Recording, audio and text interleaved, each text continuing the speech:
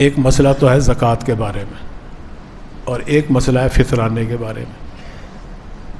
زکوٰۃ یکم رمضان کو آپ حساب کیا کریں، بہتر یہی ہے، کیونکہ قمری سال کا اعتبار ہے عبادات کے اندر۔ اور اگر کسی کو مجبوری ہے، وہ کہتا ہے کہ جی میرے تو سارا نظام کھاتے سارے ہی انگریزی کی تاریخ کے مطابق ہے، جنوری فروری مارچ اپریل کے بعد، تو میں مجبور ہوں، تو پھر اس کے لیے حکم یہ ہے کہ وہ ٹھیک ہے 31 دسمبر کو بینکوں کی طرح اپنا حساب کرے، 10 دن کی زکوٰۃ زیادہ دے ہر سال، یعنی سال بھر کی اگر زکوٰۃ اس کی بنتی ہے نا جی 10 لاکھ، تو 10 لاکھ کو 365 پہ تقسیم کر دے، جو جواب آئے اس کو 10 سے ضرب دے کے وہ 10 دنوں کی زکوٰۃ آ جائے گی۔ سال کی زکوٰۃ 10 لاکھ،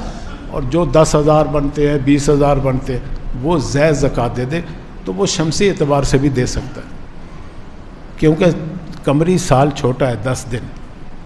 اس لیے اگر وہ قمری سال کے شمسی سال کے اعتبار سے ہی دے گا تو پھر 10 دنوں کی زکوٰۃ اس کی کم ہوتی ہے، تو اس طرح وہ دے سکتا ہے کہ 10 دن زائد زکوٰۃ دے۔ دوسرا مسئلہ یہ ہے فطرانے کا۔ فطرانہ واجب ہوتا ہے جس کے اوپر عید الفطر کی صبح صادق گزر جائے، یعنی اصل وقت جو ہے نا وہ عید کے دن کا ہے، کیونکہ غریبوں کو عید کے دن خوشیوں میں شامل کرنا ہے، تو پہلے دینا بھی جائز ہے، فطرانہ پہلے دینا بھی جائز ہے، لیکن رمضان سے پہلے دینا جائز نہیں ہے فطرانہ۔ اگر کوئی رمضان سے پہلے دے چکا ہو کسی مدرسے میں کسی عورت کو، غریب کو، مستحق کو، تو اسے دوبارہ دینا پڑے گا۔ ہاں یک رمضان کا چاند نظر آ گیا، مہینہ شروع ہو گیا، اب سارے مہینے جب چاہے دے سکتے ہو۔ اور جو صاحب نصاب ہے اس کا اپنا بھی فطرانہ ہے، اپنے چھوٹے بچوں کا بھی فطرانہ اس کے اوپر ہے۔ صاحب نصاب اس کو کہتے ہیں جس کے ساری ضروریات پوری کرنے کے بعد کم از کم 6 لاکھ روپے اس کے پاس موجود ہے عید کے دن، تو فطرانہ واجب ہے اس پہ، اپنا بھی، نابالغ اولاد کا بھی، بیوی بچوں کا سب کا بھی دے سکتا ہے، لیکن ان کو اطلاع دینا ضروری ہے کہ میں نے تمہارا فطرانہ دے دیا، ادا ہو جائے گی۔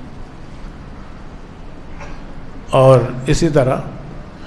زکوٰۃ میں تو نا صرف 4 چیزیں دیکھی جاتی ہیں کہ یہ صاحب نصاب ہے، زکوٰۃ فرض ہوگی سال کے بعد اس پہ: سونا، چاندی، نقدی، اور تجارت کی نیت سے جو چیز بھی خریدی آپ۔ لیکن بھی فطرانے کے لیے یہ 4 چیزیں بھی ضروری ہیں، اس کے علاوہ ایک اور چیز بھی ضروری ہے، بس وہ مسئلہ سمجھ لو اچھی طرح،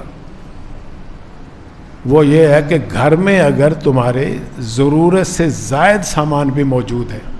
یعنی ایک آدمی کے پاس سونا بھی نہیں ہے، چاندی بھی نہیں ہے، نقدی بھی نہیں ہے، تاجر بھی نہیں ہے، کوئی کاروبار نہیں، لیکن گھر میں اس کے 6 لاکھ سے زیادہ ضرورت سے زائد سامان موجود ہے۔ ضرورت سے زائد، ضرورت کس کو کہتے ہیں کہ سال بھر کے اندر اس چیز کی تمہیں ضرورت پڑی ہو، وہ چیز تو ضرورت کی ہوگی، سارا سال ہی وہ پڑی اور ضرورت ہی نہیں پیش آئی تو وہ ضرورت سے زائد ہے۔ اب اس میں برتنوں کے سیٹ بھی آ جائیں گے، آپ کے فرنیچر بھی آ جائے گا، گاڑیاں ہیں، اور جو چیزیں بھی گھر کے اندر ایسی پڑی ہیں جو سارا سال استعمال نہیں ہوتی لیکن لاکھوں روپے کی ہے وہ، تو اس لیے جو خوش پوشاک شخص ہے وہ تو حساب نہ کرے، یہ تو صدقہ ہے۔ اگر آپ اپنے آپ کو، اپنے بچوں کو بلاؤں سے بچانا چاہتے ہو، وبا سے بچانا چاہتے ہو، آئی ہوئی بلا کو ٹالنا چاہتے ہو، تو یہ تو چھوٹا سا صدقہ ہے۔ یہ تو دیکھو نا 250 روپے کوئی ویلیو ہے اس دور میں اس کی؟ 300 روپے، 250 روپے، کوئی ویلیو نہیں، لیکن یہ اللہ کا حکم ہونے کی وجہ سے ویلیویبل ہو گیا، بہت قدر و قیمت ہوگی کہ اس نے اللہ کے حکم پہ عمل کیا ہے، بچا دو اس کو بلاؤں سے، بچا دو اس کو آفات سے، مصائب سے، آلام سے۔ تو اس لیے حساب میں نہ پڑو، ہر شخص ہی فطرانہ جو اچھا کھاتا پیتا ہے نا جی، وہ صدقے کی نیت سے ضرور نکالے۔ زکوٰۃ اور صدقات اس کے مستحق جو ہے رشتہ دار بھی ہیں، جو غریب رشتہ دار ہیں تمہارے، اور اسی طرح ان کے بعد پھر مدارس وہ زیادہ حقدار ہیں۔ مدرسے کو زکوٰۃ فطرانہ دینے کا ڈبل ثواب ہے.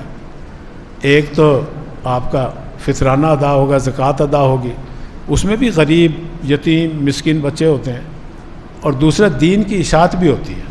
دین کی اشاعت.